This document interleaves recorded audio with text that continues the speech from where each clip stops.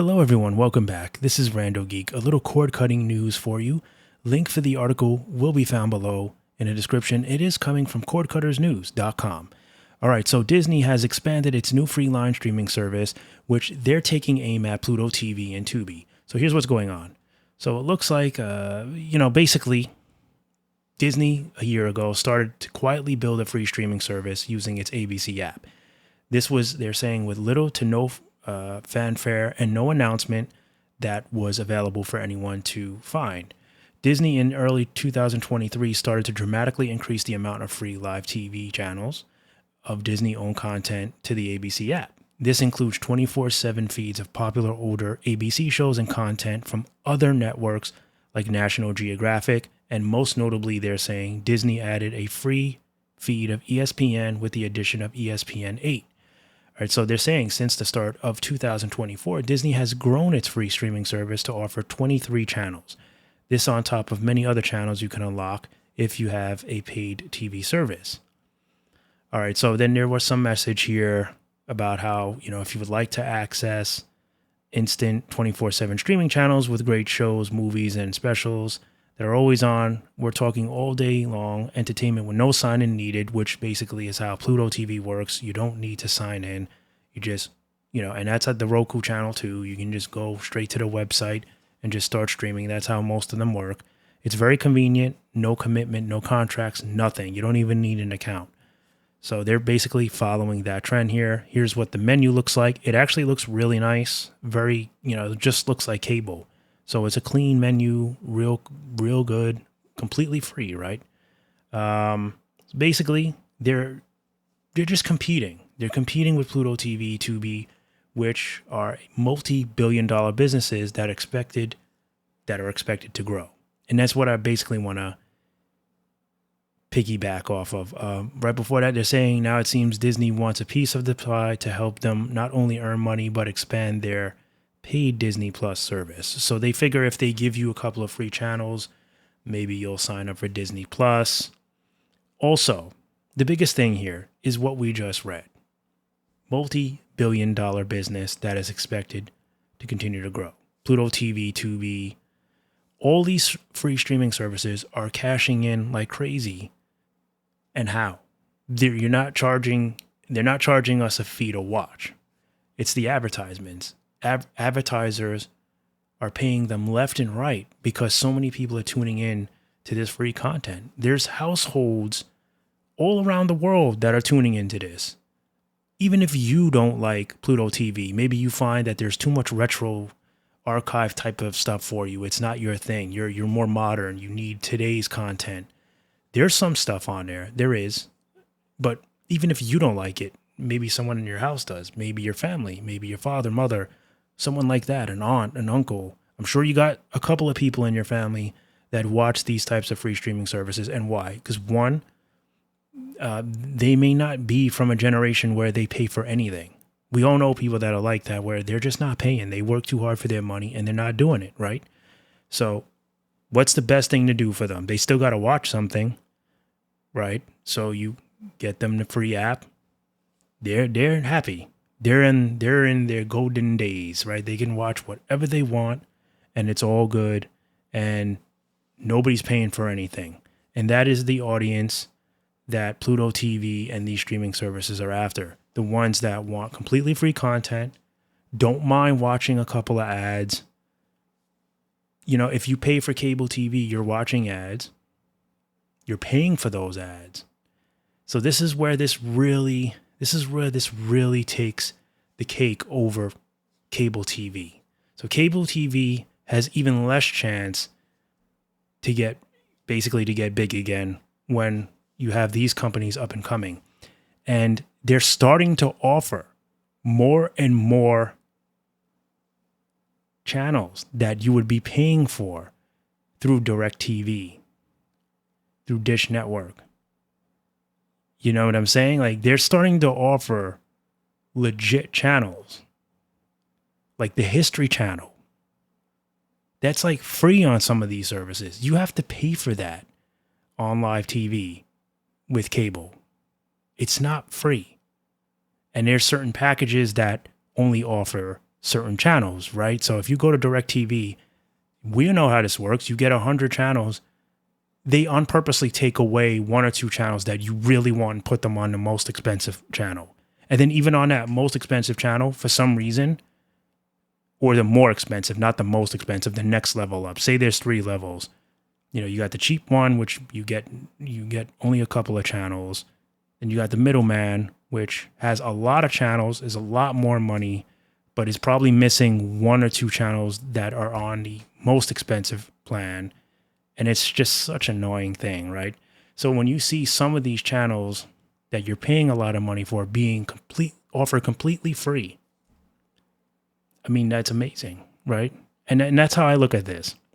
So that's why we're really talking about this. Like, this update is good. It's good for you guys to know if you like the service and you've been following it. But if you're someone that does like free content, or you know people that do, you know, you want to keep them in the loop. Let them know that their free services are going to be getting jacked.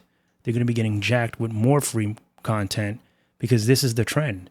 And I don't think paid streaming services are going away, but it's going to be harder to compete when there's all these free services coming out. And it's going to force Hollywood's hand. We're already hearing about how much trouble they're in. Nobody goes to the movies anymore. Not really.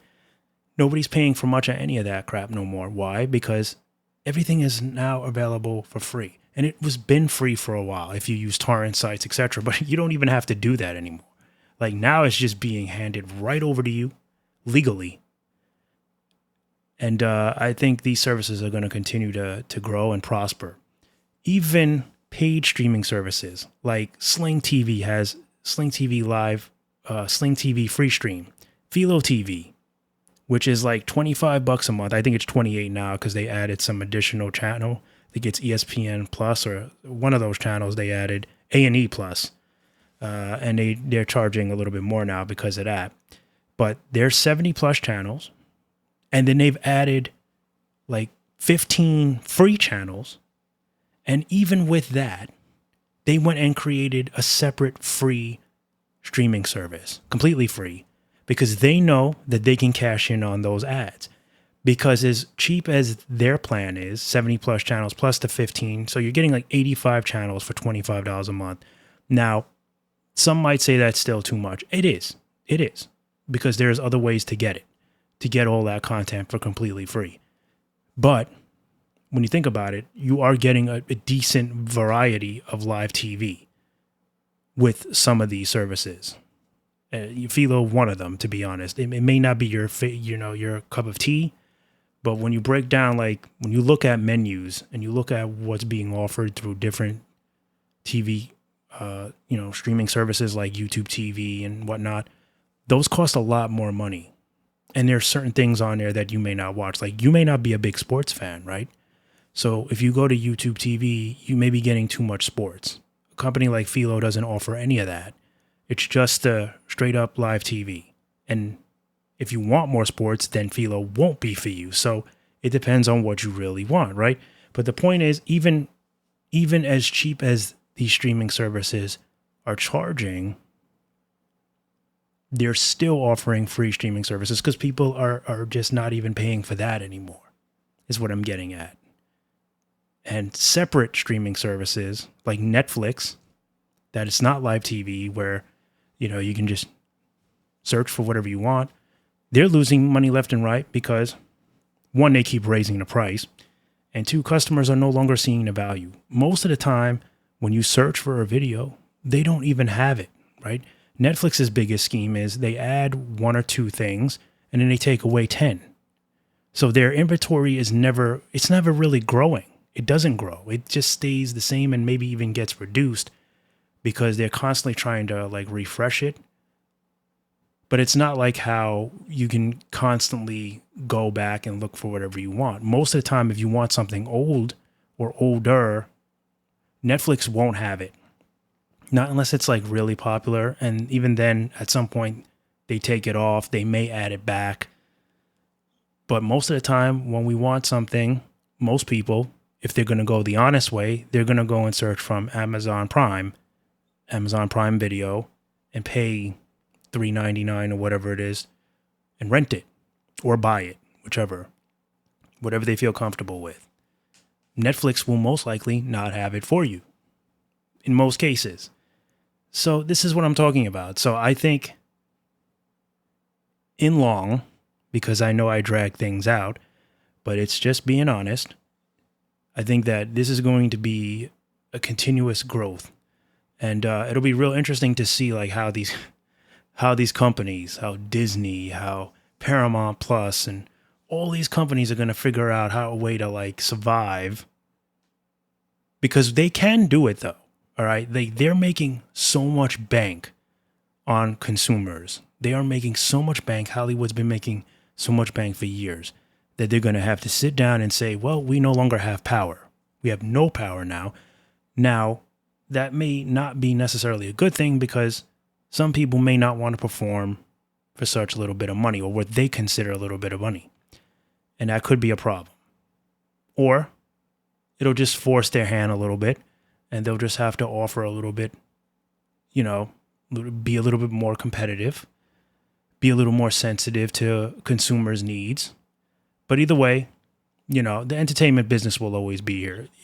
Things will change. It will change, but they'll get used to it. They'll adapt, just like the consumers had to adapt, right? We had to find other ways to get our content without breaking the bank. And companies like Sling TV, Pluto TV have opened new doors, and I don't think those doors will be shutting anytime soon. Not anytime soon. In fact, it's just probably going to get worse for cable TV, because like I said, these free streaming services are going to find ways to offer the best channels, and then they'll start allowing you to also probably buy some add-ons for cheap money, maybe HBO for like $2.99 a month or something. And then you can really customize your favorite package. So anyway, a little bit long, short story. I found this interesting to piggyback off of, because it's an interesting conversation to me in the world of cord cutting. I'm always interested with cord cutting news a lot for me. That's why I talk about it, whenever I can, if it's worthy of talking about, because the trend that we're seeing with it, the way that people respond, the public, I'm very curious as how people feel about all this. I know some people will pay for it, some won't. So it's interesting to see like this shift and how things are continuously changing. How 1 minute we had people leaving cable for paid TV through streaming platforms, and now they're leaving the paid streaming platforms for completely free. That just shows you where we're at. That people are going to watch their pockets. It's like I always say, people are not paying. So I find it interesting to track that, to see how many people are just like, I'm not paying. Anyway, thank you guys so much for stopping by and watching, and I'll catch you in the next one. Bye for now.